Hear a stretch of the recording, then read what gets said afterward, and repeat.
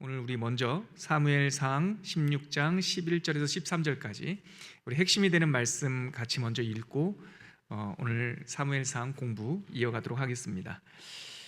하나님 말씀은 사무엘상 16장 11절부터 13절까지 말씀입니다. 같이 읽겠습니다. 시작.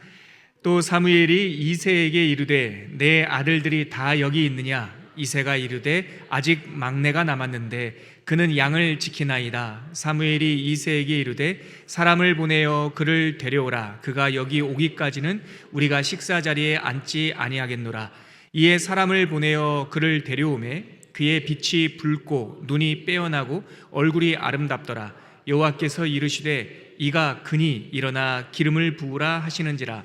사무엘이 기름 뿔병을 가져다가 그의 형제 중에서 그에게 부었더니 이날 이후로 다윗이 여호와의 영에게 크게 감동되니라. 사무엘이 떠나서 라마로 가니라. 아멘.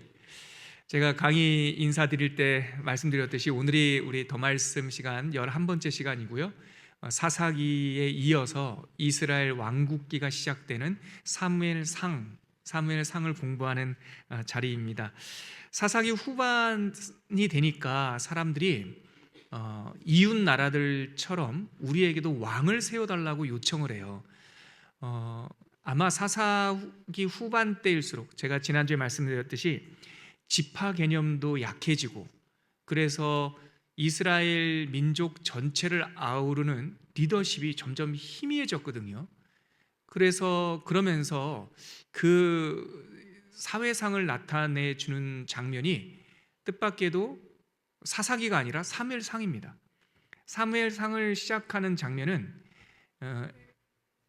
에브라임 산지에 라마 다임 소빔에 엘가나라고 하는 제사장이 있었다라는 말로 시작을 해요. 한 제사장의 이야기인데 그 엘가나 집안이 당시 사사시대를 상징하는 하나의 대표 단수처럼 상징하는 그림이었어요. 그 엘가나가 부인이 둘이 있다. 하나는 한나고, 제가 지금 반말하는 게 아니라 이야기를 지금 풀어드리는 겁니다. 구연동안처럼. 한 명은 한나고 또 한 명은 브닛나인데 한나가 아이가 없어요. 근데 그 한나의 대적자인 브닛날은 아이가 있어요. 사이가 좋으면 모르겠는데 이 브닛나가 한나를 괴롭게 해요. 그래서 아이를 낳지 못하는 한나의 등장으로 이 사무엘상이 시작을 하죠. 바로 그 불임의 시대, 사랑을 받고 제사장의 집안의 부인이었지만 정실 부인이었지만 아이를 잉태하지 못하는 그 불임의 시대가 당시 사사기 후반부를 예표하는 그림입니다. 한나만 아이가 없었던 것이 아니라 하나님도 아이가 없었어요. 하나님도 그 시대에 하나님의 마음에 합한 사람이 없었던 거예요. 그렇게 안타까워하고 있을 때 한나가 여호와 얼굴 앞에서 영혼을 깨죠. 영혼을 깨어서 기도할 때 하나님께서 그 한나의 기도를 들으시고 하나님께서 그의 소리를 들으시고 이 말의 뜻이 사무엘입니다. 사무엘이란 뜻이 내가 하나님께 구하였노니 하나님께서 주셨다. 길게 풀면 그렇게 돼요. 하나님께서 그 불임의 여인의 기도를 들으시고 자녀를 보내주셨는데 그 사람이 사무엘이고 그 사무엘이 마지막 사사예요. 그래서 사무엘상을 보면 사무엘이 사사의 역할을 했다라고 하는 구절들이 나오고요. 또 사무엘의 아들이 나오는데 우리 강의 안에서 살펴보겠지만 그들도 사사 역할을 했는데 실패했어요. 사무엘의 아들들이 그렇게 성공적인 사사가 아니었어요. 그러다 보니까 이스라엘 백성들이 우리도 저 사람 주변 사람들처럼 왕을 달라 요청하면서 이 사무엘을 끝으로 사무엘이 우리가 알고 있듯이 사울이라고 하는 사람을 왕으로 세우면서 사사 시대가 끝나고 왕국 시대가 시작되죠. 그런데 그 사울이라고 하는 사람은 누가 요청했냐면 이 사울이라는 말도 부르짖다라는 뜻이거든요. 누가 부르짖었냐면 백성들이 부르짖은 거예요. 그러니까 사울이라는 사람은 백성의 요청으로 세워진 거죠. 그러니까 반쪽짜리예요. 그래서 사울이 왕으로 세워지지만 그 사울이라는 왕은 하나님의 마음에 합한 사람이 아니었던 것이죠. 그래서 그 실패를 통해서 그들이 성급하게 요청했고 그들이 하나님을 신뢰하지 못하는 그 믿음의 밭에서 요청했던 사울의 시간은 30년 만에 끝나고 하나님의 마음에 합한 사람이 세워지는데 그 사람이 다윗이에요. 그래서 사무엘상은 큰 시대적 전환기라고 할 수 있습니다. 마지막 사사였던 사무엘, 그 사무엘조차 불안정한 그 사사 시대를 백성들이 울부짖으면서 그들의 요청대로 세워진 과도기적인 인물인 사울. 그러나 그 사울도 사람들의 요청과 하나님 없는 그 열망, 노력은 굉장히 불안한 동거처럼 불안정했고, 이 사울이 삶이 끝나자 이제 하나님의 마음에 합한 다윗이 세워지는 세 명의 인물이 이 사무엘상의 줄거리를 이루게 됩니다. 누구죠? 사무엘, 사울, 다윗, 이 세 명의 과도기적인 인물들이 나와서 이스라엘 왕국의 서막 이야기를 다루는 게 바로 사무엘상입니다. 오늘 이렇게 큰 얼개 이야기를 가지고요, 오늘 우리가 왕국기를 시작하니까 강해안을 중심으로 제가 이스라엘 왕국기에 대한 짧은 설명드리고 사무엘상 전체를 한번 우리가 개관한 다음에 이 사무엘상에 담겨 있는 하나님의 핵심 메시지 우리가 한 말씀 나누도록 하겠습니다. 먼저 강해안 한번 보시죠. 강해안을 보면 제가 목차를 나눠드렸어요. 총 31장으로 되어 있는 사무엘상은 방금 제가 말씀드렸듯이 사무엘, 사울, 다윗 이 세 명의 인물 이야기로 이야기가 전개가 되는데, 큰 줄기는 뭐냐면 하나님께서 내 아들을 찾는다, 하나님께서 내 마음에 합한 사람을 찾는다. 한나만 아들이 없었던 것이 아니라 하나님도 아들이 없었던 거죠. 그래서 하나님께서 그의 영으로 충만하게 출생시킨, 하나님께서 삼은 하나님의 마음에 합한 사람 다윗의 등장까지를 이야기 줄거리로 삼고 있는 거예요. 그래서 사무엘 이야기는 1장부터 8장까지요, 사울은 9장부터 15장까지, 다윗은 16장부터 31장까지, 이렇게 사무엘상, 그러면 세 명의 인물 이렇게 생각하시면 됩니다. 자, 1페이지를 한번 가보시죠.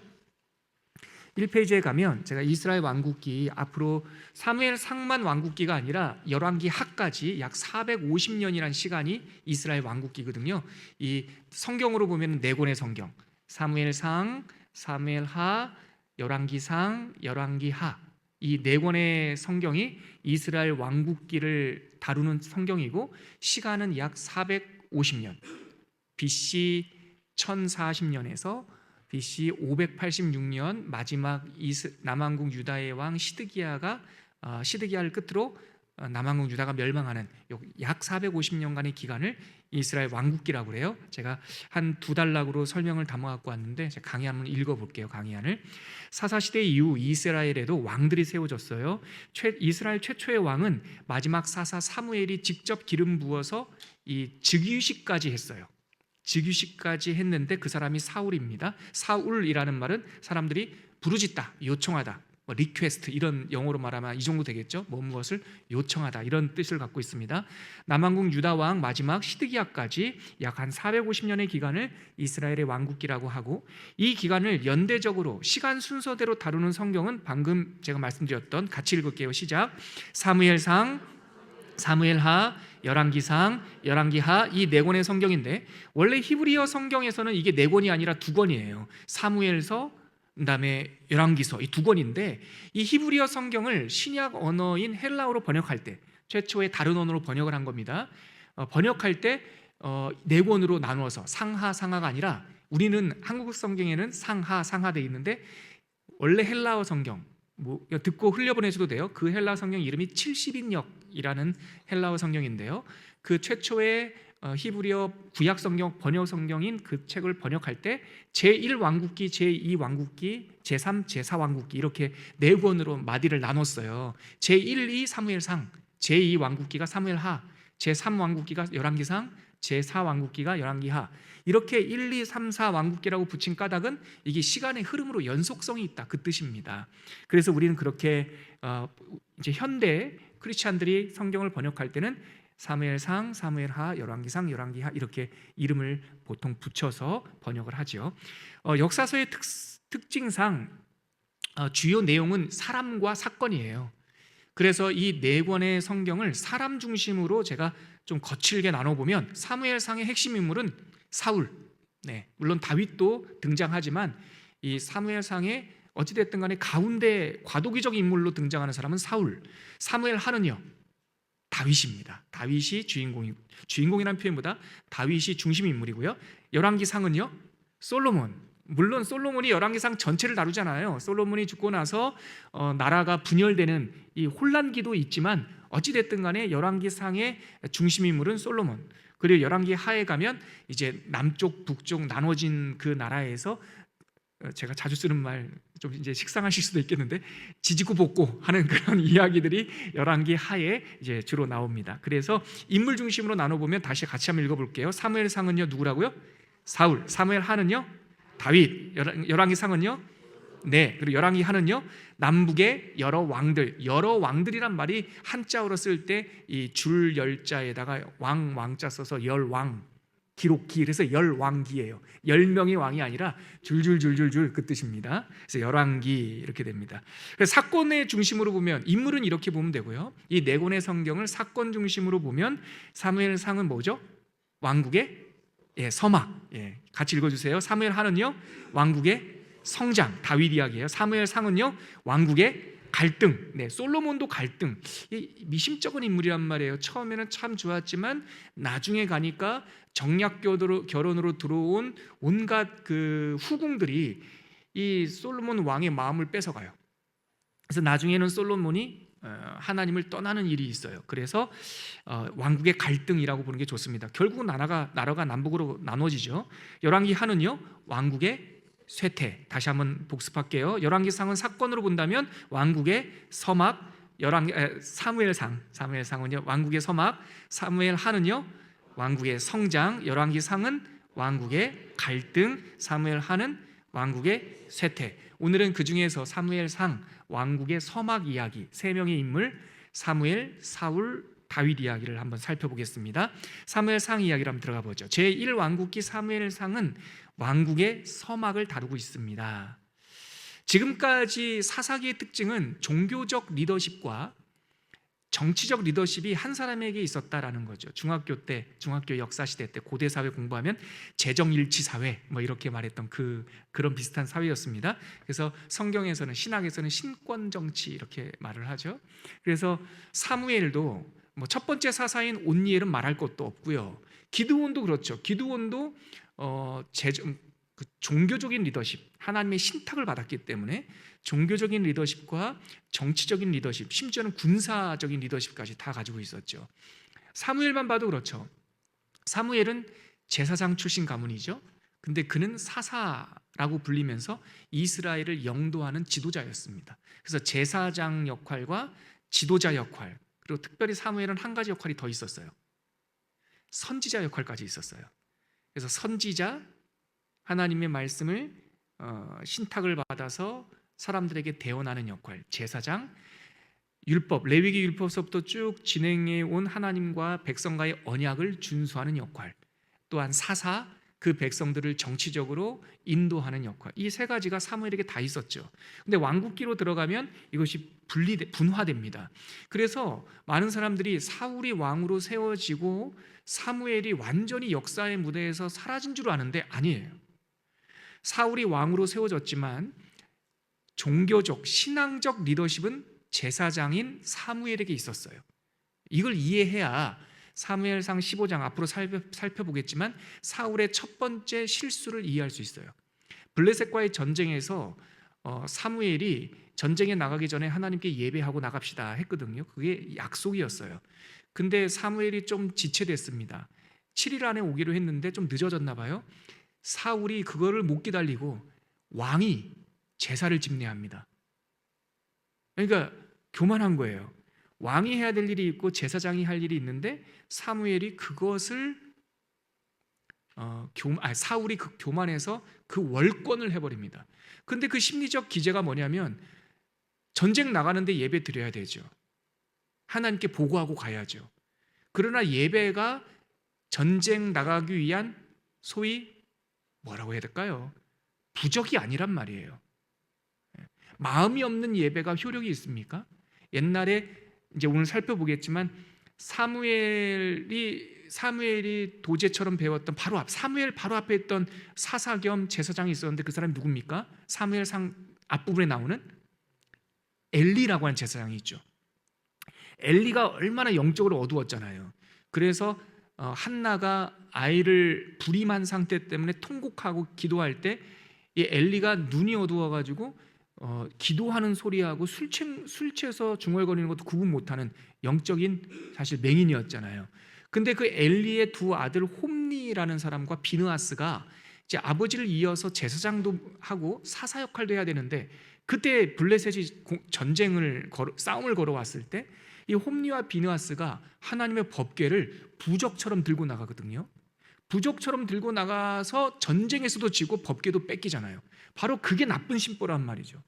하나님은 부적이 아닙니다. 마음이 없는데 그저 무슨 부적처럼 앞으로 들고 나가면 전쟁을 그런 게 아니란 말이죠. 근데 사울이 그 마음을 갖고 품었단 말이에요. 비슷하게 예배는 전쟁에 이기고 지고가 아니라 하나님이 우리 대장 되십니다라고 하는 신앙 고백인데, 사무엘이 좀 늦게 온다고 급한 마음에 야 예배 빨리, 어떻게 속으로 무슨 마음을 가졌을까요? 야 예배 빨리 해치워, 야 우리 빨리 나가 싸워야 되니까 이거 빨리 하자. 그래서 사울이 사무엘을 통해서 하나님의 큰 꾸중을 듣습니다. 그리고 그날 제사를 월권으로 하나님을 부적 취급한 그날, 하나님께서 사무엘을 통해 사울에게 내가 내 마음에 합한 사람 세울 거야, 이런 꾸지람을 해주세요. 조금 있다가 우리가 나중에 그 성경 구절을 한번 찾아볼게요. 오늘은 강의안을 좀 더 보도록 하죠. 지금은 그래서 그러니까 그 정치적인 리더십과 신앙적인 리더십이 분리되는 것이 바로 이 사무엘상 왕국기의 시작이다라고 우리가 보면 돼요. 그래서 주요 인물로는 마지막 사사이자 선지자였던 사무엘이 있고, 또 백성들의 요청으로 세워진 사울, 그리고 사울의 이 좀 반쪽짜리 불완전한 것을 마무리하고 온전하게 세워지는 하나님께서 세우시는 다윗, 이렇게 세 명이 주요 인물이 됩니다. 그러면 사무엘 이야기로 한번 들어가 볼게요. 사무엘의 출생, 제가 서론에 말씀드렸듯이 그 불임의 시대에 아이를 낳지 못했던 한나, 그 한나는 당시 이스라엘의 애통을 상징하는 인물이었어요. 그 한나의 기도를 통해서 불임의 여인의 아들로 이 사무엘이 태어납니다. 다음 페이지 2페이지로 가볼게요.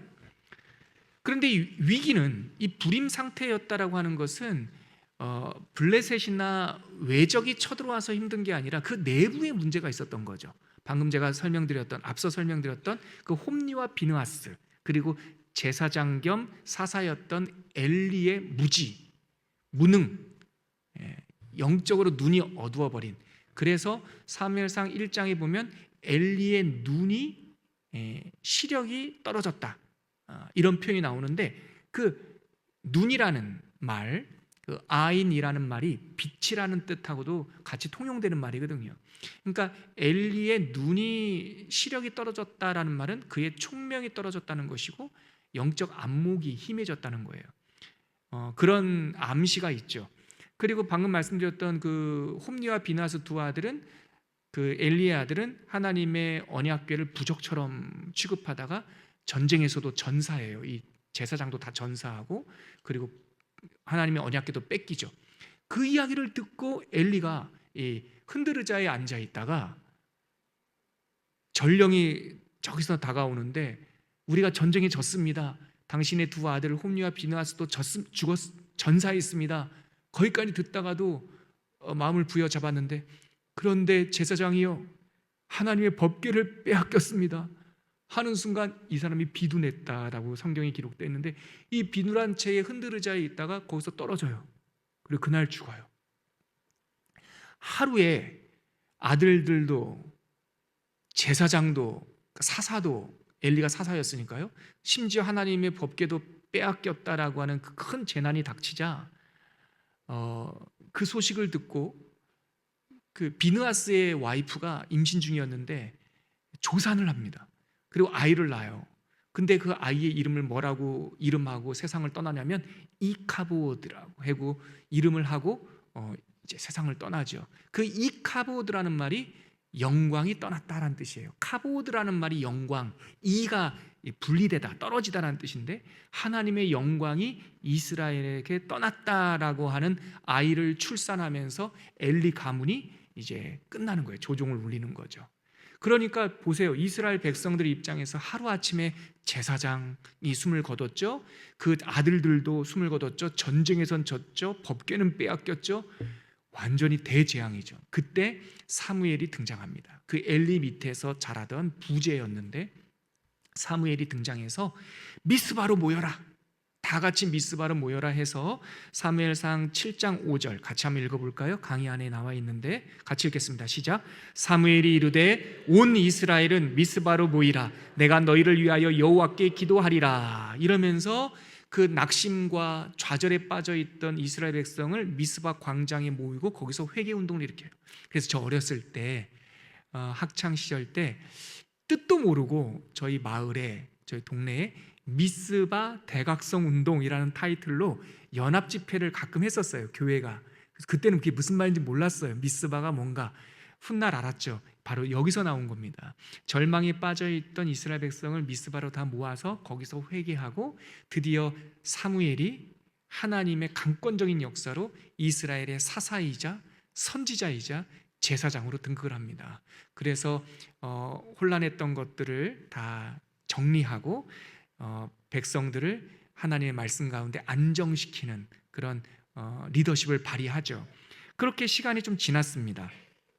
그리고 하나님의 법궤, 블레셋이 빼앗아 갔던 법궤도 하나님의 신묘한 그런 여러 일들을 통해서 블레셋이 붙잡아 있지 못하고, 예를 들어 이런 거죠. 하나님의 말씀의 언약궤는 뜨거운 쇳덩이와 같았던 거예요. 그래서 블레셋 사람들이 전쟁에서 전리품처럼 가져갔는데 그 하나님의 법궤를 모셔놓은 그 지역이 재앙을 당해요. 그래서 블레셋 사람들이 무서워서 하나님의 법궤를 이스라엘 지경으로 돌려보냅니다.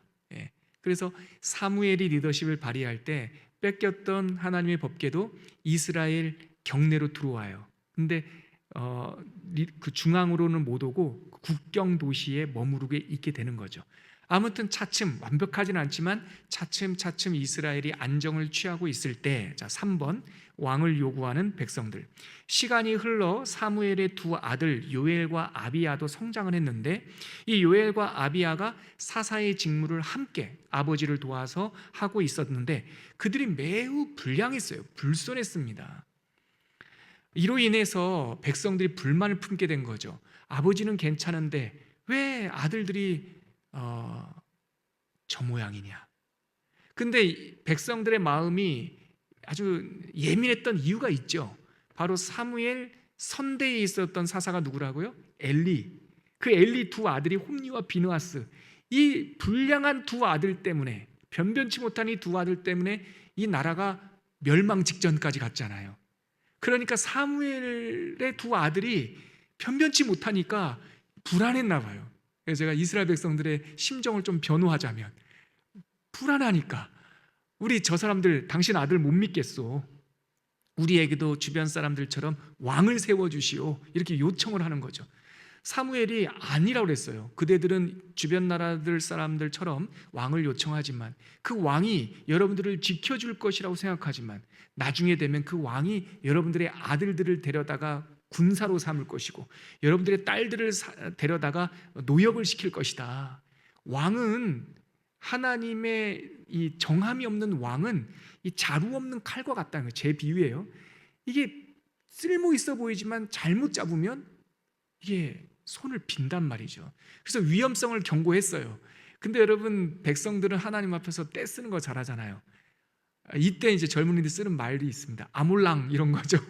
사무엘이 이제 이 어렵다 니네들 큰일 난다 했는데도 백성들은 진짜 나 몰라 아몰라요 했어요. 싫어요, 몰라요 몰라, 무조건 왕 세워주세요. 그래서 이름이 사울이에요. 사울. 백성들이 부르짖는 그 답답함 들으시고 하나님께서는 이 철없는 아이들이 자꾸 뭘 달라고 그러면은 아버지도 하나 그래, 그냥 불량식품인 거 알지만 그래, 이렇게 하잖아요. 그래서 마지못해 이제 세워지는 게 사울입니다. 근데 사울이 처음 등장했을 때는 괜찮았어요. 그는 참 키도 컸고요, 어떻게 묘사되냐면은 사울이 보통 사람들보다 머리가 하나 더 있었다고 할 정도로 키가 크고 준수하고요. 그리고 처음에는 겸손했어요. 그가 베냐민 지파 출신이었거든요. 그래서 집안이 그렇게 명문가가 아니었기 때문에 굉장히 겸손하고 심지어는 좀 소심한 성격도 있었던 것 같아요. 하지만 하나님께서 그 사람을 백성들이 요구하는 그 백성들의 리더로 어찌됐든 세웁니다. 자, 사울 이야기로 들어갈게요. 사울의 등장. 결론적으로 사울은 매우 비극적인 인물이었어요. 그의 시작은 나쁘지 않았지만 나중은 비참한 실패로 끝납니다. 이스라엘 백성의 불순한 동기로 왕위에 올랐지만 그 시작은 하나님의 손길 아래 있었기에 처음에는 겸손하게 시작을 했어요. 그런데 또 성실한 사람이었죠. 하지만 그가 점점 가면 갈수록 교만해져요. 그러니까 처음에는, 저랑 보시겠어요? 처음에는 좋았는데 나중에 안 좋았다는 게 아니라 다루어지지 않은 마음 속에 가면 갈수록 그 본성이 쓴뿌리가 계속 드러났던 것이죠. 우리 사울에 대한 설명 나와 있는 사무엘상 9장 21절 강의 한 3페이지에 있는 맨 위에 있는 그 구절 한번 같이 읽어보죠. 사무엘상 9장 21절입니다. 시작. 사울이 대답하여 이르되 나는 이스라엘 지파의 가장 작은 지파 베냐민 사람이 아니니이까 또 나의 가족은 베냐민 지파 모든 가족 중에 가장 미약하지 아니하니이까 당신이 어찌하여 내게 이같이 말씀하시나이까. 당신이 누굽니까? 사무엘. 어찌하여 나에게, 사울 나에게 이같이가 뭡니까? 당신이 왕이 될 것이라고 말을 하니까. 사무엘이 사울에게 그대가 왕, 하나님께서 그대를 부르신다 하니까 사울이 처음에는 막 무서워서 나는 베냐민 지파 작은 사람이고 난 뒷배도 별로 없다, 그 뜻이죠. 이 베냐민 지파가 사사기 마지막에 거의 멸족지경에 이르거든요. 아무튼 그 베냐민 지파 안에서도 우리 집은 너무나 작은 집인데 제가 어떻게 그 일을 할 수 있습니까? 이렇게 겸손하게 시작을 해요. 하지만 하나님께서 사무엘을 통해서 그에게 기름을 부으시고 그에게 영을 주세요. 사울도 처음에 시작할 때 성령 충만을 받습니다. 그래서 때로는 하나님의 말씀을 막 암송도 하고 대언도 하니까 선지자들 가운데, 그러니까 그 당시에 속담이, 그러니까 사람들이 자기네들이 왕을 달라고 했는데 그래서 준수한 청년을 세웠는데 마음에 안 들어 해요.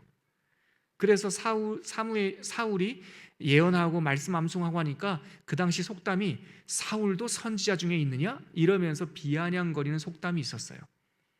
아무튼 그렇게 하나님께서 사울에게 영을 주셔서 이기게 하십니다. 처음에는 베냐민 지파에서 자기 친척들만 그래 사울 괜찮아 이렇게 했고 나머지는 미심쩍어 했는데 이 사울이 백성들을 이끌고 나가서 암몬과의 전쟁에서 보기 좋게 이기거든요. 승리를 해요.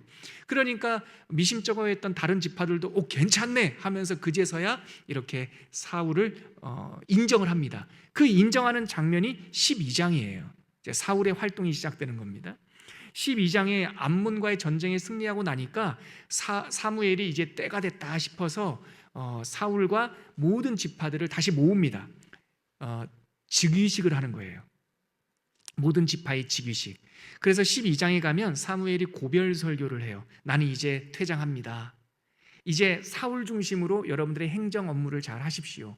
하지만 저는 여러분들을 위하여 기도하는 것을 쉬는 죄를 범하지 않겠습니다. 즉 영적인 리더로서, 제사장과 선지자로서 여러분들과 함께 하겠습니다라고 하는 고별 설교를 하고 사울이 이스라엘의 공식적인 연합 왕으로 세워지면서 사무엘은 정치적인 무대에서 퇴장을 하죠. 바로 이 시점이 왕국기의 시작입니다. 그래서 신권과 정치권이 분리되는 타이밍이죠. 그리고 나서 하나님께서 드디어 세워진 이 사울에게 블레셋 정벌을 명합니다. 이 블레셋이 사사기의 흔적이지 않습니까? 이스라엘 사람들이 가나안 사람들을 쫓아내지 않으니까 이 가나안 사람들이 너희와 함께 있어 너희 옆구리에 뭐가 되리라? 가시가 되리라 그랬죠. 딱 이 블레셋 사람들이 이스라엘 이 땅콩 모양 우리나라 강원도 모양으로 길쭉하게 생긴 이스라엘 땅에 이 서남쪽 지중해 해변에 지금도요 팔레스타인이 블레셋이에요.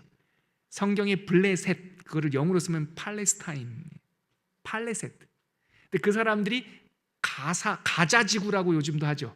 그 가자가 성경의 가사입니다. 예, 예. 지명이 잘 안 바뀌죠.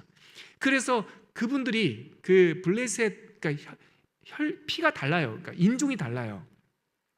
블레셋 사람들이 그때도 있었어요. 그래서 블레셋 5지파가 가시처럼 있었는데 하나님께서 사울에게 그 블레셋 법궤 뺏어가고 못 살게 굴고, 근데 그 블레셋 정벌을 명하죠. 근데 그 싸움하러 갔다가 아까 제가 말씀드렸던 사무엘을 기다리지 못하고 자기가, 여러분 우리가 이럴 때 이런 표현 쓰지 않습니까? 자기가 언제부터 전쟁 좀 이겼다고, 자기가 언제부터 왕이었다고. 사무엘이 기다려라, 예배하고 갑시다. 이건 하나님의 일이다. 사람 전쟁이 아니야, 하나님의 일이야. 근데 못 기다리고 제사를 드리죠.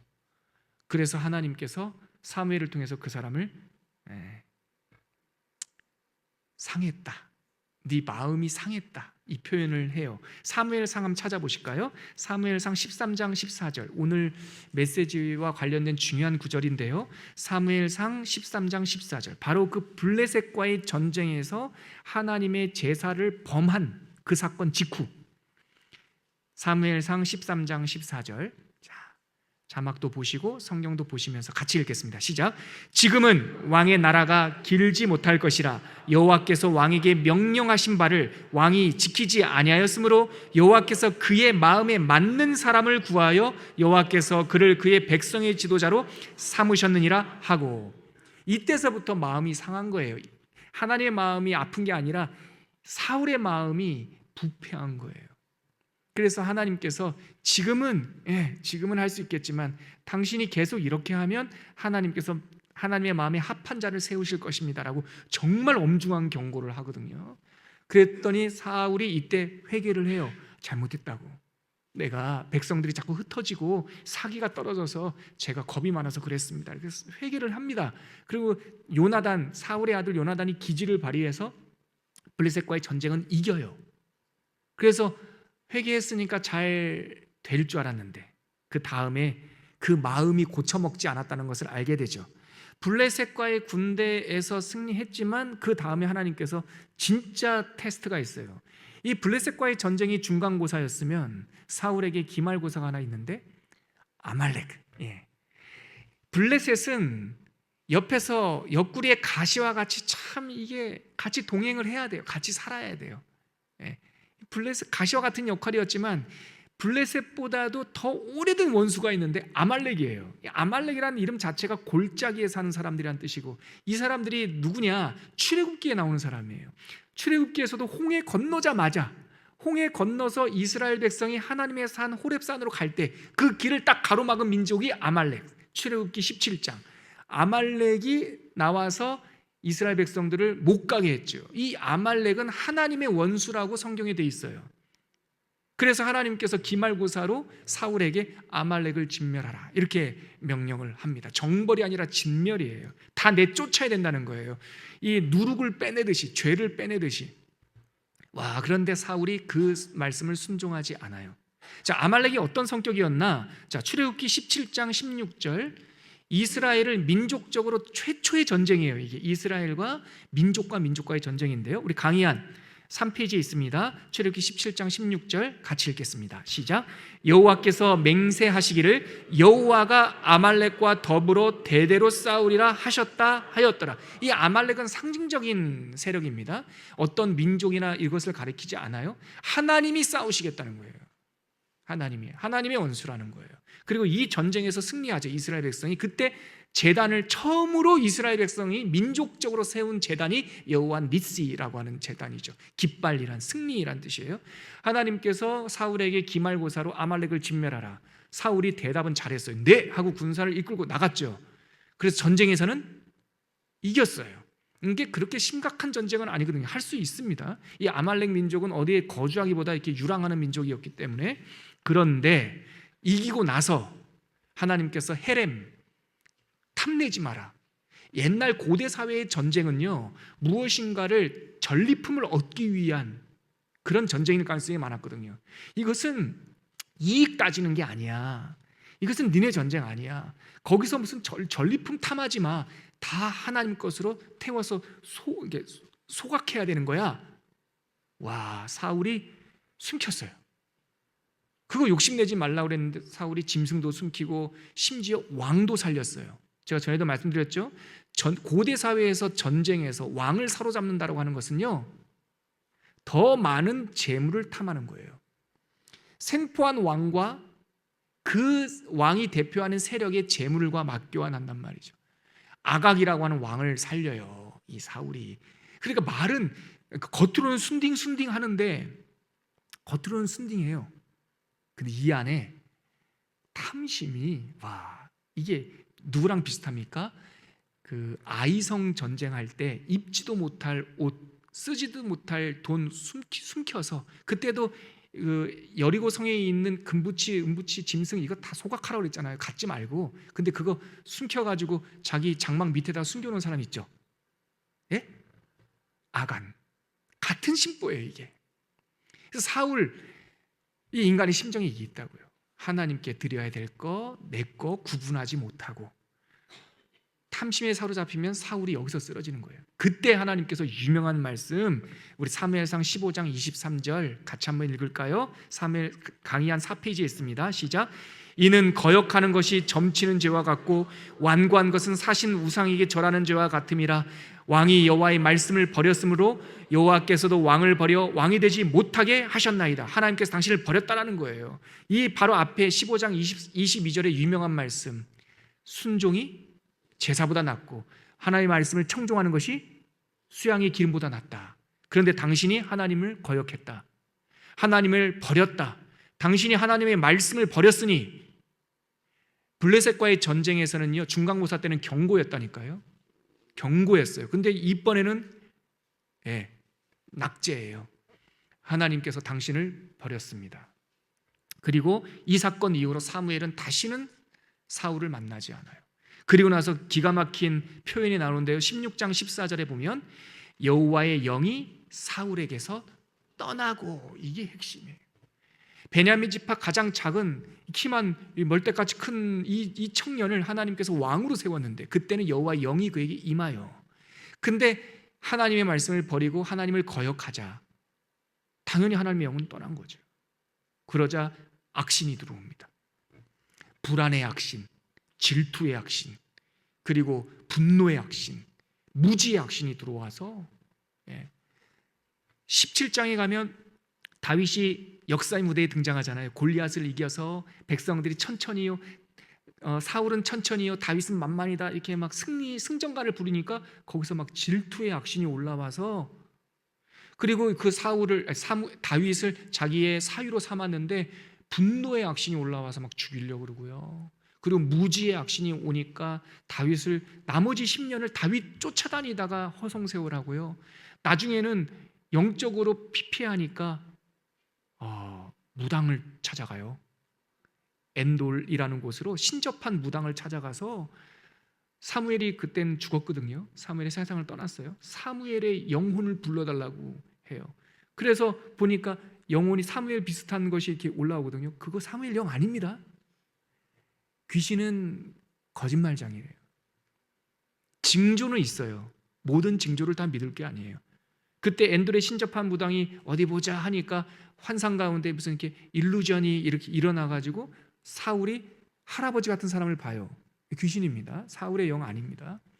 하여튼 그렇게 허무맹랑한 정말 황당한 일을 하다가 마지막 31장에 가면 길보아라고 하는 이 블레셋과의 전쟁, 처음도 블레셋과의 전쟁이고요, 마지막도 블레셋과의 전쟁, 길보아 산에서 전쟁할 때 전사합니다. 근데 그 자리에서 아들들도 다 죽습니다. 심지어 아주 총명했던 아들 요나단도 그 길보아 전쟁에서 죽습니다. 그런데 어떻게 죽냐? 이 사람이 또 자존심이 있어가지고 내가 이방인의 손에 전사할 수는 없다.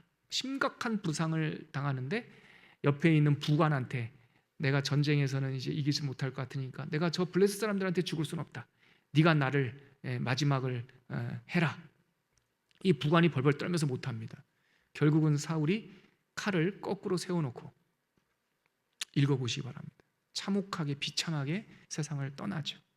아무튼 그거는 이제 31장 얘기고요. 그렇게 하나님의 영이 떠나고 악신이 들자 다윗이 17장에 드디어 등장하죠. 오늘 우리가 읽었던 16장은, 아까 우리가 처음에 시작할 때 읽었던 16장은 그렇게 사무엘이 사울과 결별하고 나서 하나님께서 하도 슬퍼하니까 하나님께서 사무엘에게 나타나서 슬퍼하지 마라, 너 기름병 들고 지금 베들레헴이라는 곳으로 가라.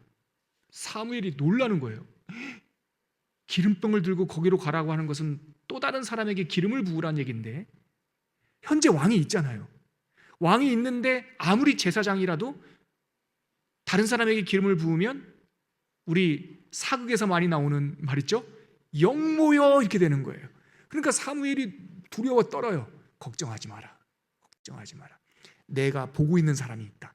그래서 사무엘이 아주 조심스럽게 기름병을 들고 베들레헴에 찾아가죠.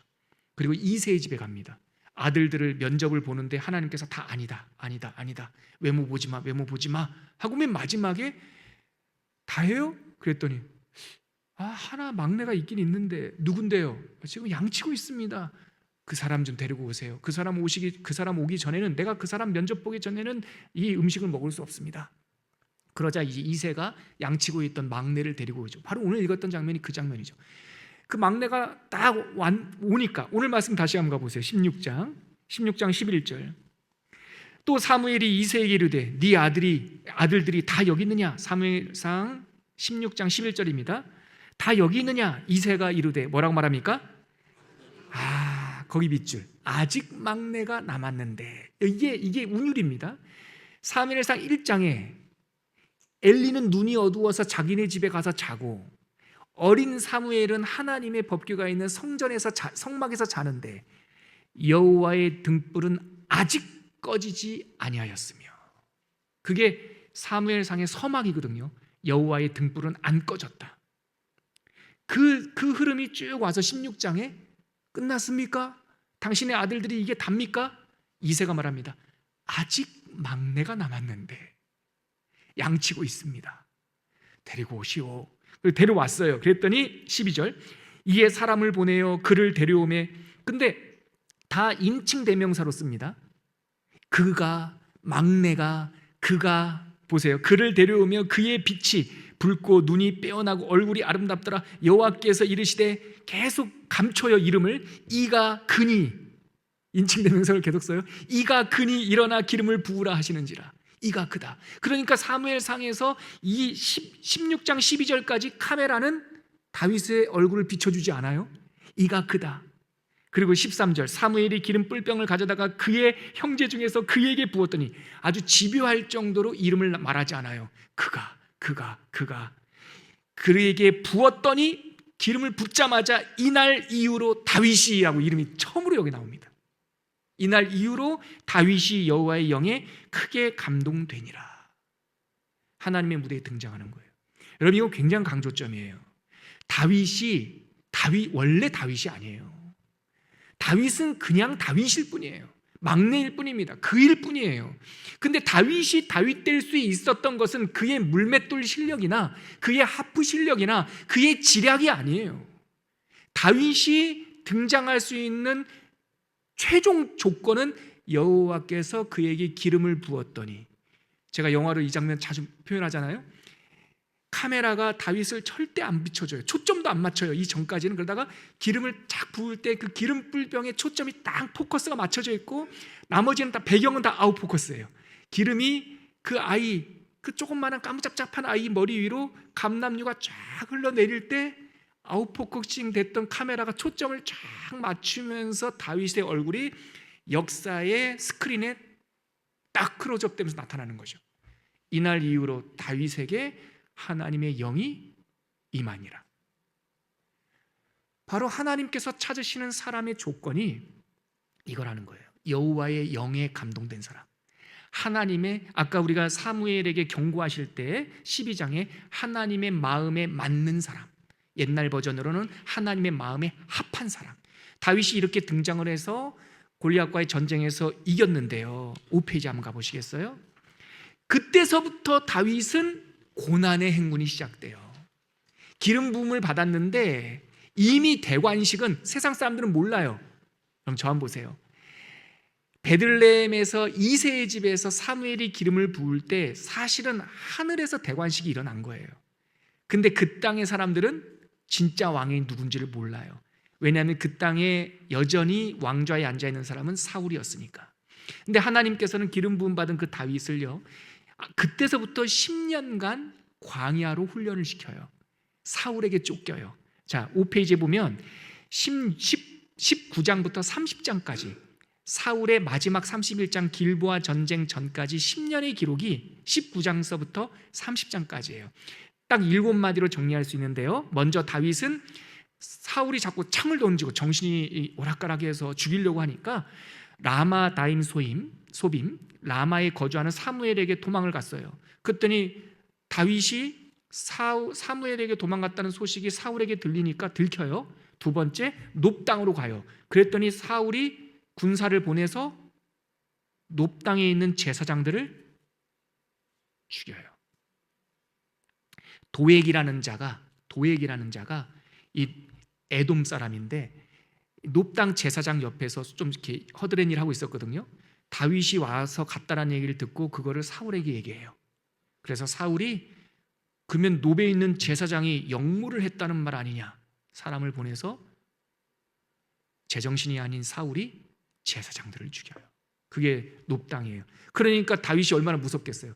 내가 만나면 죽잖아요. 화를 당하잖아요. 그래서 다윗은 광야로 도망갑니다.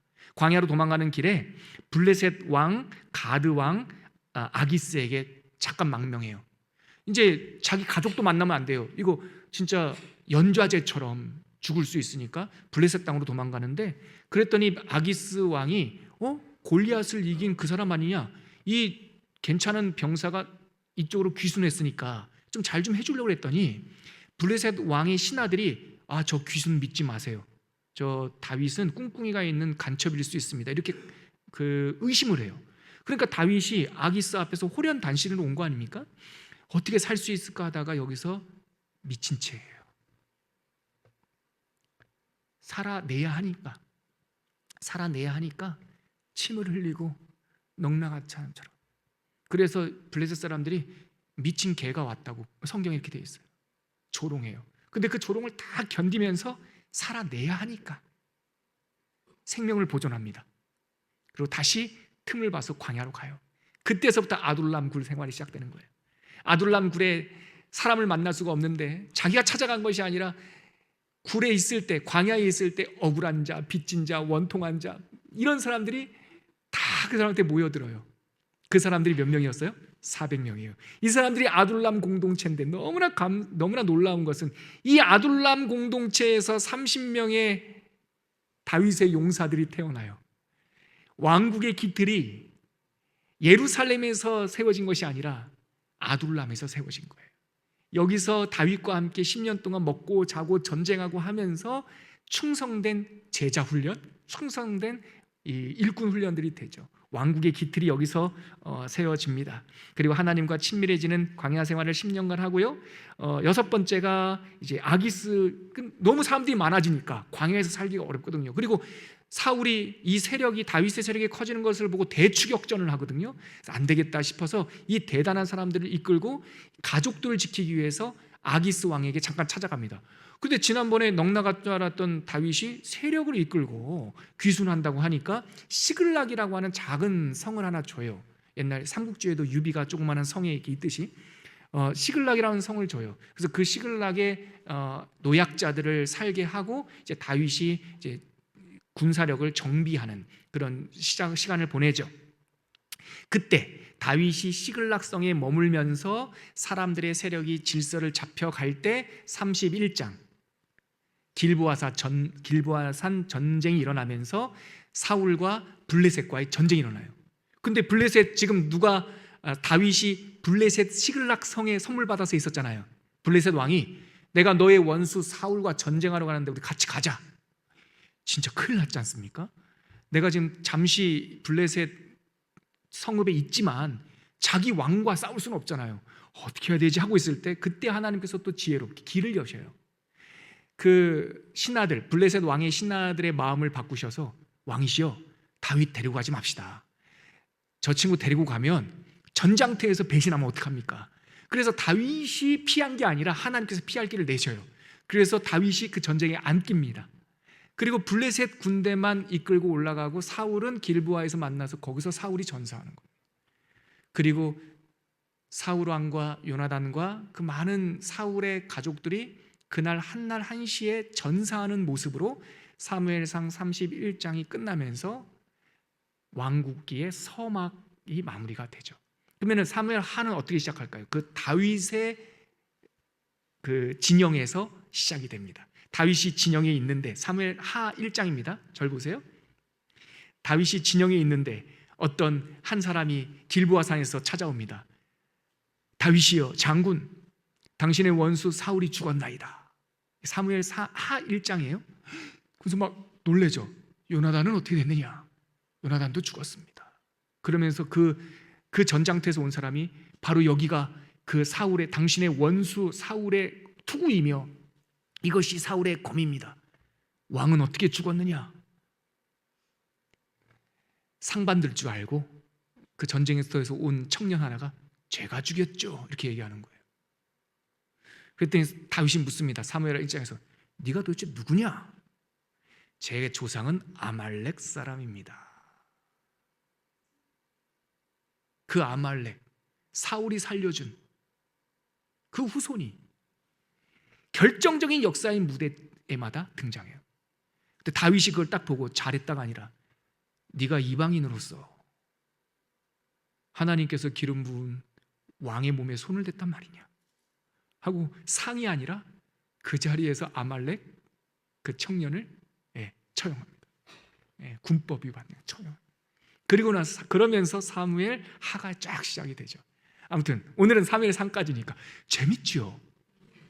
읽어보면 더 재밌어요. 제가 시간이 짧아서 다 못했는데 그 10년간의 추격기에서의 아시잖아요.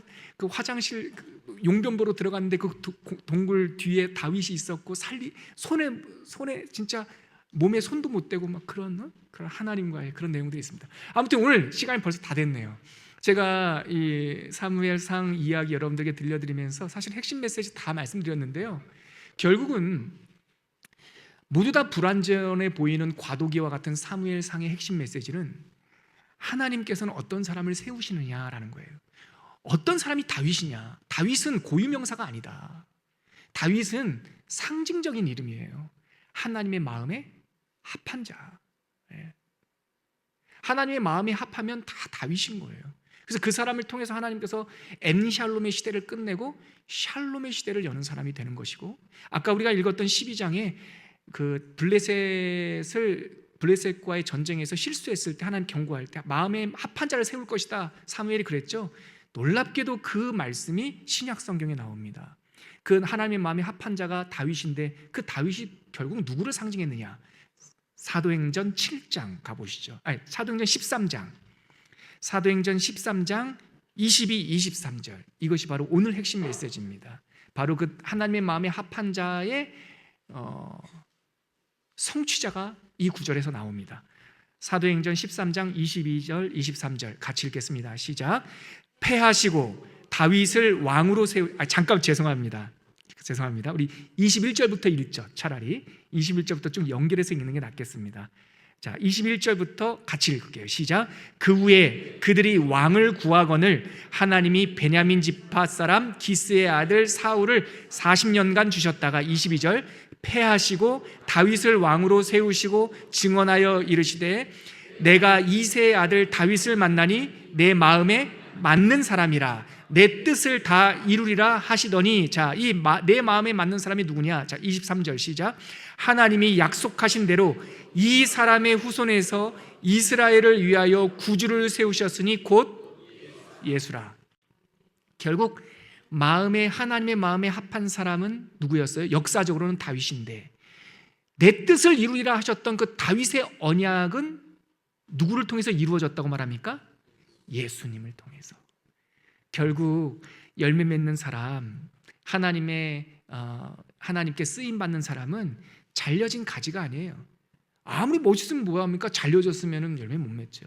예수와 접붙여진 사람, 하나님과 합해진 사람, 이 사람은 열매를 많이 맺나니 결국은 예수 그리스도를 통하여 이 땅에 주시는 생명, 평화, 그 복음에 대한 예표가 다윗 이야기였다라는 것을 알게 됩니다. 사무엘상 읽으시면서 하나님의 구원 이야기, 하나님의 영원한 왕, 하나님의 나라를 사모하는 우리 모두가 됐으면 좋겠습니다. 우리 같이 찬양하고 오늘 시간 마무리하겠습니다. 오늘 우리가 고백으로 기도로 올려드릴 찬양은 오늘 이곳에 계신 성령님이라는 찬양입니다. 우리에게도 기름 부어 주시옵소서, 하나님의 영으로 충만케 하여 주시옵소서. 그 마음으로 찬양하겠습니다. 오늘 이곳에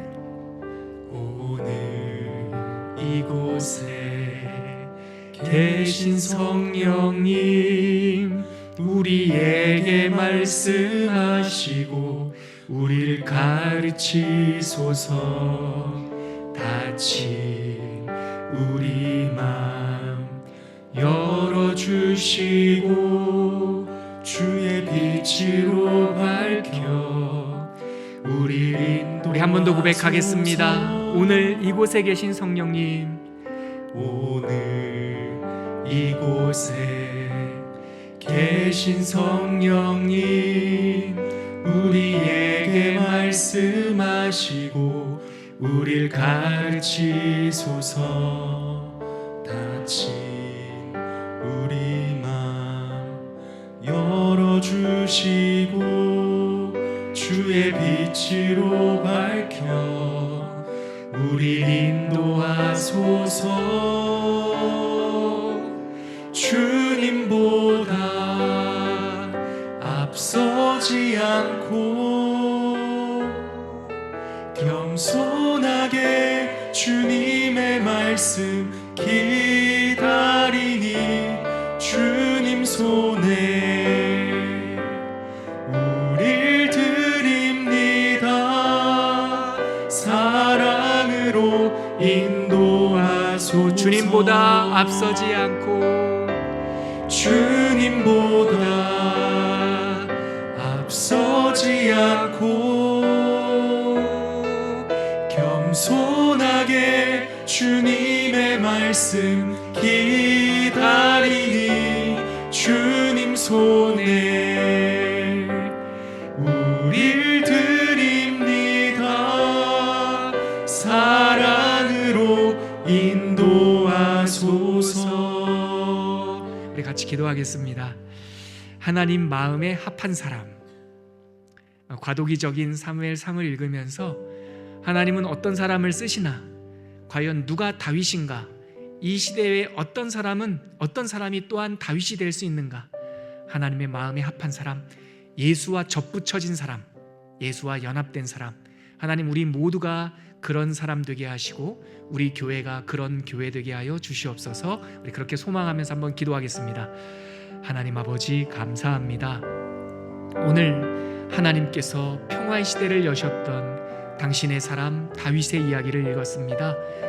하나님의 마음에 합한 사람, 오늘 이날 이후로 다윗이 여호와의 영으로 충만하였더라, 이 말씀을 가슴에 새기게 하여 주시고 당신의 모든 성도들이 성령으로 충만하게 하시며 은혜로 충만하게 하시며 예수 그리스도로 충만하게 살아가게 하여 주옵소서. 그리하여 어떤 모양 어떤 자리에서든 하나님께 쓰임받는 사람, 열매 맺는 사람들이 될 수 있도록 우리를 구별하여 주시옵소서. 하나님 감사합니다. 오늘도 한 말씀 배우고 가슴에 새겼습니다. 다윗은 따로 있는 것이 아니라 하나님의 마음에 합한 사람이다. 그 다윗의 계보를 통하여 우리에게 구주가 나셨으니 곧 예수 그리스도이시다.